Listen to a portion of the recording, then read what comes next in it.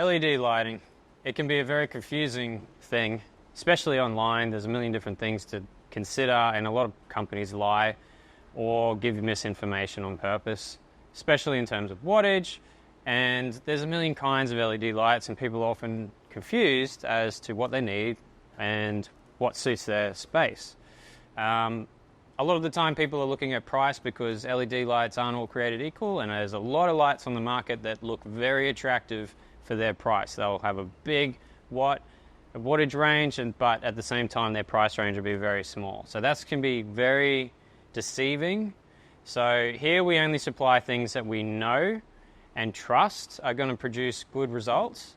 And we try to provide things at a few different price levels for people going entry and later, but everything we sell here is of really good high quality and it will produce well. So there's so many different kinds of lights. You have your cloning lights, you have your LED bars and then bar lights. That's different. You have your diode boards, your LED board lighting. You also have UFOs, dual spectrum or dual driver lights. There's so many different LED lights. And so what are they? What do you need? What are they good for?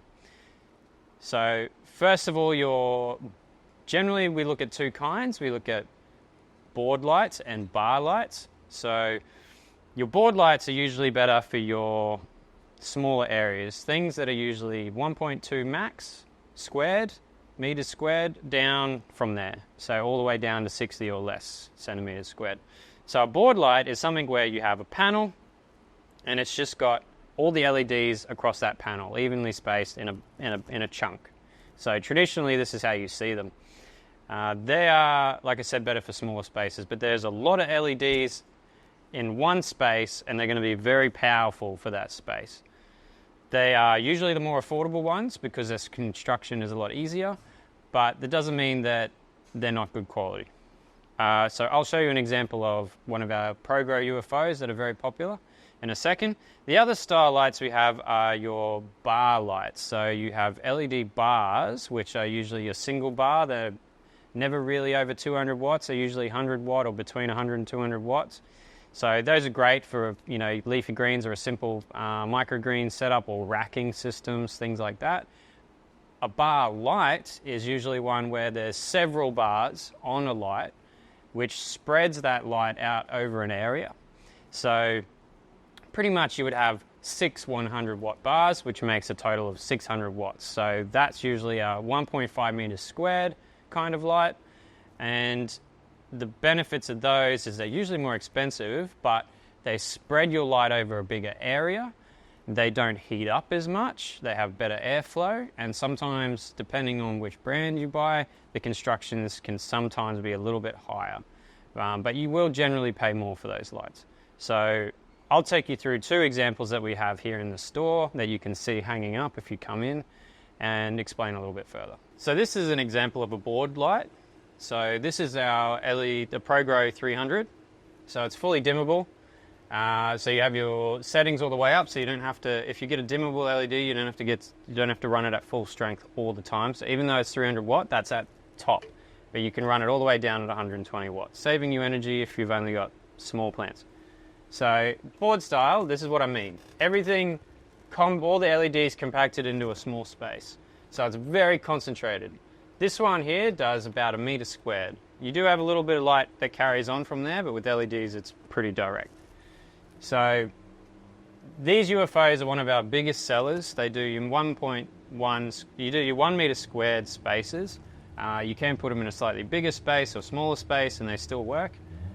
Very effective. We've grown a significant amount of plants under this light and not even on full 300 watts. All of your herbs and veggies and leafy greens, we've been able to run at like 240 watts and we get a lot of growth. They're really powerful and the price range is really good for starting out. So with this light, as I was saying, the disadvantages is they have passive cooling, but with all the LEDs in one spot, they can get a bit hotter.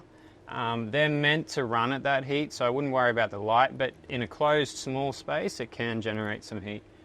They do have the benefit of having one hanging point though, so that makes things very simple. So that's an example of a board light, so now I'll show you a bar light. So this one you would have seen in our videos before. This is the AC Infinity Ion Frame Evo 6. So it's for your 1.2 meters squared. So already that's that sort of endpoint for your board style going up. As you can see, the bars are really spread out. So you're putting about 500 watts in this case across a larger area, not all grouped together. So I'll just quickly show you. This is on the lowest setting, but these are all individual LED bars. So the LEDs are along here, and there's a big gap in between. So that's why they stay cooler a lot easier. And also how it manages to get that same amount of light but spreads it across a large area. Because of the extra framing and construction and things like that, they usually cost you more. And because you're lighting a bigger area, usually you're adding twice the watts anyway, so that's going to cost you as well.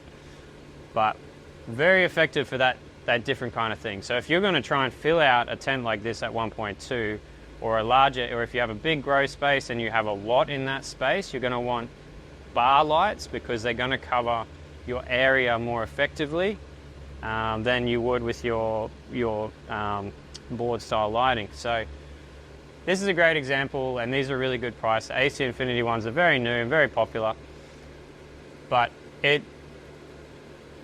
it's what we usually do for your larger spaces and your bigger growers. So, but this is an example of a bar light. So if you're looking at bar lights, this is what you're looking at. So that was just a very quick run through of the different kinds of lights. So the takeaway there really was they're not better than each other, but a board style or panel light is better for your smaller areas. It's very concentrated. And usually that's your cheaper startup for your smaller operations. If you're going bigger, more serious, bigger areas, larger spread, you want to reduce your heat, you can go to your bar lighting. Not so much quality difference in the LEDs, they're usually very similar. It's just more what you're using them for. Other things that we haven't talked about, just quickly, is if you have a bigger area and a lot of bar lights, say you have a 6 or 10 of these Zeus 600s, you can use control panels, and all the lights are usually linkable. So instead of having to individually turn down or turn up every light, you can run a control panel that will do all 10 of your lights connected together, and when you change a setting, it'll change all of them. So there's usually an option for control panels for nearly any kind of light. The connections are all very universal usually. And then the other things are like exceptions to the rules on the market is some things like these Polaris lights from Imperium Lighting that fit into your standard lamp holders or globes or ceiling fittings. They're just a standard screw to your 240 volt. They don't need a driver on top for the energy load because they're usually under 40 watts. So this one here is 36 watt and it's great for your house plants. So that's another option if you're really low scale. But quality is everything. So if you're going to buy a light, you can go online and take a chance. Usually there's no returns, or you can come here, ask us our opinion, even if you're looking at another light, and maybe we can give you some suggestions, pointers, and steer you away from things that we know are going to go wrong for you. So we've got lights, and come in and check them out.